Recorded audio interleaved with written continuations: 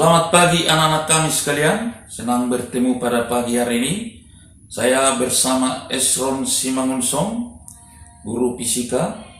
Senang bertemu mengajar anak kelas 12 pada pagi hari ini. Pada pagi hari ini kita akan masuk tentang medan magnetik.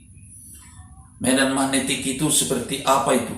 Bagaimana bentuk-bentuk magnet? Ya. Oleh sebab itu mari kita lihat tujuan pembelajaran kita. Yang pertama, siswa dapat memahami konsep medan magnetik. Yang kedua, siswa dapat menentukan induksi magnetik di sekitar kawat berarus listrik lurus yang panjang. Perlu kami sampaikan kemana saja magnet ini diterapkan, kenapa dipelajari. Tentu anak-anak kami perlu tahu magnet digunakan pada loudspeaker, magnet digunakan juga pada mikrofon, magnet digunakan juga untuk kesehatan, teknologi terapi kesehatan, bahkan magnet digunakan juga untuk generator, pembangkit listrik, dan masih banyak lagi kegunaan magnet, ya, masih banyak. Untuk itu anak kami supaya lebih baik lagi cara belajarnya dalam hal ini. Mari kita lihat materi medan magnet ini. Ya baiklah anak-anak kami sekalian, saya bersama Esron Simangunsong. Kita lanjutkan materi kita tadi tentang medan magnetik. Tetap semangat ya.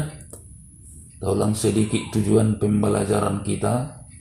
Yang pertama tadi memahami konsep medan magnetik. Dua, menentukan induksi medan magnetik di sekitar kawat lurus berarus listrik.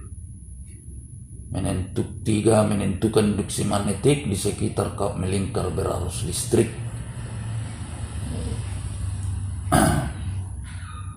Seperti apa itu medan magnetik?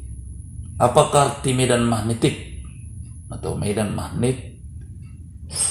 Medan magnetik adalah daerah masih ditemukan adanya gaya magnetik.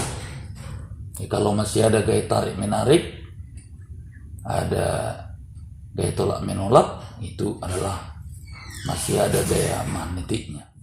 Ya, sekarang kita perhatikan bagaimana kalau dua kutub magnet didekatkan. Perhatikan video ini. Ya, ini positif dengan negatif, tarik menarik. Ya, positif dengan negatif ini tarik menarik. Kita perhatikan, dia menarik. Dan lainnya didekatkan positif dengan positif, itu akan tolak menolak ya. Itu positif negatif, itu tarik menarik, sangat jelas ini. Ya, supaya anak kami memahami bagaimana sifat karakteristik magnet itu sendiri. Ya, sekarang kita melihat gambar bentuk-bentuk magnetik. Ya, magnet. Ya, kita lihat anak-anak kami yang sebelah kiri. Ini adalah magnet batang, utara selatan ya. Iya, magnet silinder bulat. Kemudian magnet jarum ini biasa digunakan untuk kompas ya. Nah, di kompas itu ya selalu menunjuk utara dan selatan. Ini magnet ladang seperti huruf U. Dan ini adalah magnet lingkaran. Ya, itulah bentuk-bentuk magnet. Supaya anak kami itu dan nanti disesuaikan dengan kegunaan masing-masing. Ada yang digunakan magnet bulat itu untuk kegunaan generator. Juga magnet ladang. Bukan magnet batang. Dan sebagainya. Jadi digunakan sebagai tergantung kepada kegunaan masing-masing. Kemudian kita melihat gambar garis gaya pada magnet. Garis gaya itu selalu keluar dari utara menuju selatan ya. Iya, ini jadi ladang pun gitu, keluar dari utara menuju selatan. Ini keluar, ini selalu keluar di UN. Mana gambar-gambar di bawah ini yang menunjukkan arah garis gaya? Dari utara keluar, ya, keluar dari utara selalu masuk menuju selatan, ya. Iya, ini harus diketahui. Magnet batang, magnet U, toladan, Magnet dengan dua kutub tidak sejenis, berbeda. Magnet dengan dua kutub ini tolak menolak, jadi sama-sama keluar ya, ditolak. Oke, kita akan lihat videonya sekarang. Ya, kita melihat ini garis gaya selalu keluar dari utara menuju selatan ya. From north to south, selatan. Tuh, ini gambar garis gaya itu sendiri pada anak kami. Jadi yang utama itu diingat adalah selalu keluar dari utara menuju selatan ya. Iya, keluar utara masuk selatan. Iya, supaya dipahami. Ya, bagaimanakah cara menentukan arah gaya medan magnetik melalui kaidah tangan kanan? Iya, coba tuh kalau ada arus menuju ke atas, ini lengkungkan jari tangannya. Ibu jari menentukan arah arus, maka arah keempat jari tangan itu adalah menentukan arah garis medan magnetik ini, ya kan? Iya, jadi arah arus ke atas kemari adalah arah medan magnetik. Jadi kalau ini ke bawah nanti, ya kebalikannya, jadi kemari arah medan magnetik. Nah, ini supaya dipahami. Ini kalau ada di buku, tanda kali itu adalah masuk ke dalam kertas. Induksinya masuk ke dalam kertas. Kalau ada tanda titik, ini adalah keluar. Jadi masuk, keluar ya. Kalau ini arus kan masuk dari kiri, dari bawah, keluar dari atas. Ya, sesuaikan ini dengan arah arus ke kanan ini tadi ya. Iya, masuk dari sini, keluar dari atas. Iya. Kita akan melihat induksi magnetik di sekitar kawat berarus. Kalau pernah mendengar bagaimana induksi magnetik yang dihasilkan oleh kawat berarus listrik. Kalau tadi magnet, kita pelajari induksi magnetik. Induksi magnetik itu apa itu? Adalah itu kuat medan atau medan magnetik yang dihasilkan oleh kawat berarus. Ya, kawat berarus listrik. Kalau pernah dengar kasus-kasus sutet, saluran utama ekstra tegangan tinggi. Nah, itu induksinya kalau kita terlalu dekat, melebihi dari induksi magnetik yang diizinkan oleh WHO, itu berbahaya ke dalam tubuh, dalam kesehatan. Itu sebab itu untuk saluran-saluran utama tegangan tinggi, kita tidak bisa terlalu dekat kepada kawat tersebut, karena itu bisa mengakibatkan suatu penyakit dalam tubuh kita nanti kalau melebihi induksi magnetik yang ditentukan oleh WHO untuk tubuh manusia. Kita akan melihat induksi magnetik kalau ini kawat berarus, iya, dia lirik oleh listrik, ya, iya, maka besarnya induksi magnetik berjarak A di titik P. Iya, misalnya ini kawat sutet itu dekat rumah kita. Kita bisa hitung berapa induksi magnetiknya, berapa jarak kita ke kawat itu. Iya, dengan posisi gambar seperti ini. Atau pas di atas halaman rumah kita atau pinggir jalan. Maka B sama dengan mu 0 I per 2 pi A.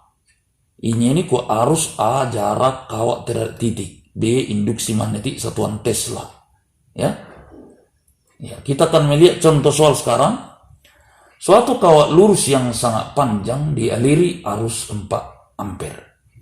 Tentukan besarnya induksi magnetik berjarak 2 cm dari kawat, di mana mu 0 sama dengan 4 pi kali 10 pangkat minus 7 Weber per ampere meter.